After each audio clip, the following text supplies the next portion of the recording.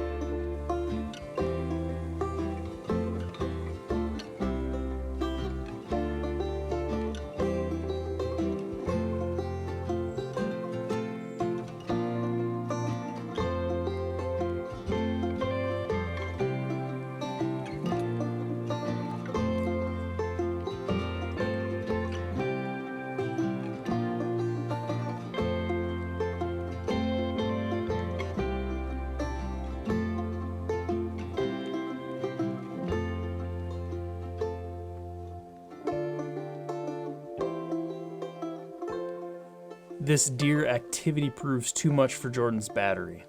As the camera dies, Jordan's target buck steps out into the hayfield and he lets an arrow fly.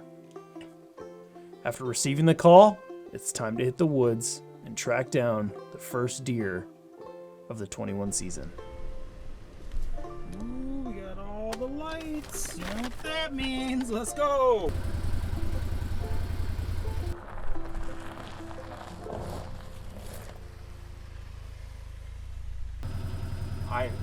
I saw this deer for not even 10 seconds maybe, and I've been watching the 10-pointer all night, and I was like, in that buck, I like questioned whether I should grab my bow, but when I saw this buck, instantly just grabbed my bow, and I had like 5 seconds.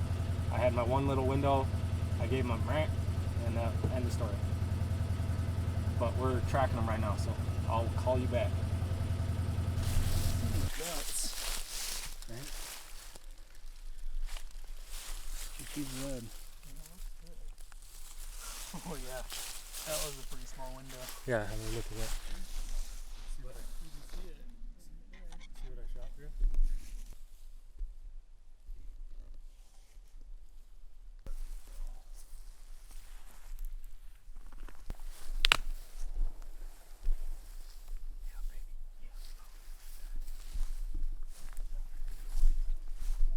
After finding this pool of blood, our expectations were through the roof. We thought this deer had maybe made one last bound to his final resting place. How wrong we were. The following hours, climbing, crawling through the thickest parts of this property, through the swamps, through the brush, we track blood till we eventually find the deer had stopped at a scrape.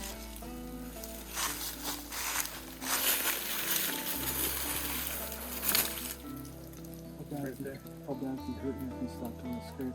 Depends on how fired up you are. After tracking this deer for nearly 3 hours, it's a harsh reminder how strong these animals truly are. We ultimately decide to call it quits, but we're not quitting for good. We decide to give our friend Josh a call, who tracks deer with the help of Scout, his dog.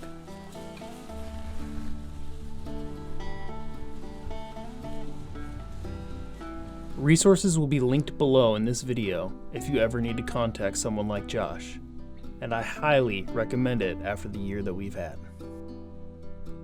It's hard to say, but just by anything and everything she's kind of doing. So like if you see her on a dead deer, the track is just very clear. It's crisp, it's clean, it's just one solid beeline to it. You know, we got that blood confirmation coming down that other trail. And we talked about quantity of blood, and with unsure shot placement, you know, and that's part of hunting. But I think it's a live deer. I think it is too. Just by the way the dogs. I'm hanging a camera right here. One last thing for the camera. Yeah. If anyone needs your services or services like yours, where can they get it? So, like, I'm just through Facebook, but United Dog Trackers of Wisconsin, I think they got a Facebook page and a website. You can find anywhere in the States, and it tells it if it's legal there to do it there or not. Or else I'm on Facebook, Josh Johnson, and then my cousin does it too, but we're out of Mondovi and Nelson, but we'll travel, so. I'll put all the info down below in the description as well, but for now, we're gonna put you guys away and hang out for a while and figure out and regroup our lives here. After tracking the deer for hours more with Scout, we determined that this buck is most likely alive. It's a solid reminder of the process of hunting. From shot to recovery, every step is important. However, this story is not over yet. More will be sure to come from this buck. Although this experience has taught us many lessons, it's also a reminder that the rut is heating up. Bucks are starting to show up in daylight hours. More and more are showing up on trail cams. The woods are truly starting to feel like it's time. Anticipation is building. After tracking Jordan's buck, there's still time to hit the woods. I make an effort on a dirty hunt, a sit in an enclosed box blind, for a, I'd say, less than full effort hunt.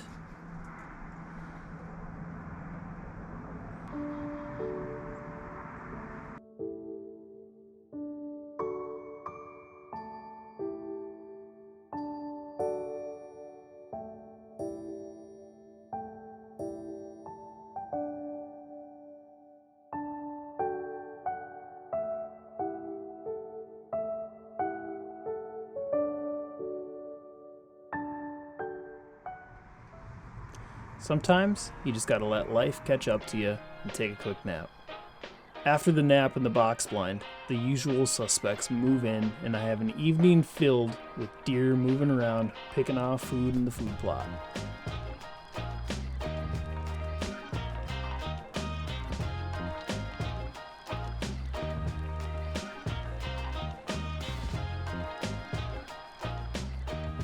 As we continue the trend of cooling temps, my efforts to take vacation and hit the woods are somewhat hampered. I do what I have to do to keep my job and still get in a stand.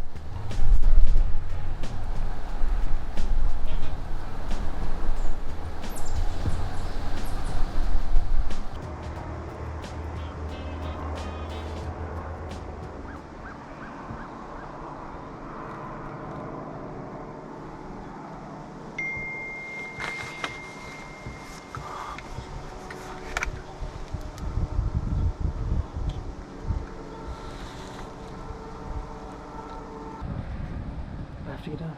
I have no choice. I have to keep my job.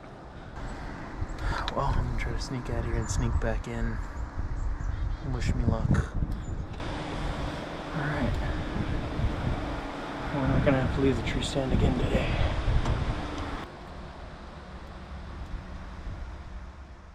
With work finally behind me and the cold front continuing, I get out an awesome morning hunt filled with young buck rutting action. Quite a bit more noise in the woods than I thought there was this morning. At the house, it just seemed so quiet. But there was a little bit of a breeze while I was walking in, so hopefully this choice works out for us and we see deer. Hopefully it'll make it worth it to be tying my camera on with rope. I don't really care what happens today. I just want to see some deer. I'm gonna try to sit till 10. That seems like when all the movement stopped yesterday, so from what I can tell from my breath, the breeze is blowing out to this pasture behind me, which is exactly what I wanted. But I was afraid it was gonna be blowing a little, southeast. But it's not. Super happy about that. All these cows are making their way out of the field too, so hopefully it all works out.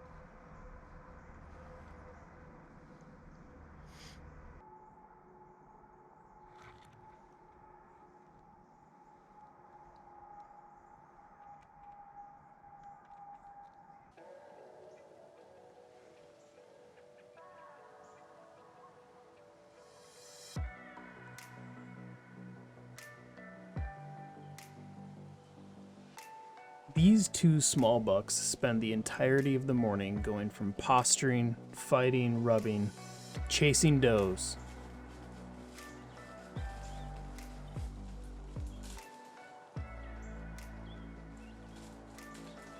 Finally, after hours of entertainment, the smaller buck beds down just 30 yards away. I decide to wait it out and not spook him. He ends up moving just after 11 a.m. And with that movement, it puts a wrap on my weekend of hunting. With these highs and lows of early season now in the rearview mirror, the season is about to catch fire. The pre-rut action is beginning to show more and more, and the mature bucks are starting to wander further in daylight hours. A well-timed sit on a cold morning can make all the difference. A single call from a grunt tube may bring the buck you're after into your shooting lane. Or not. And that's all to come on the next episode of The Debrief.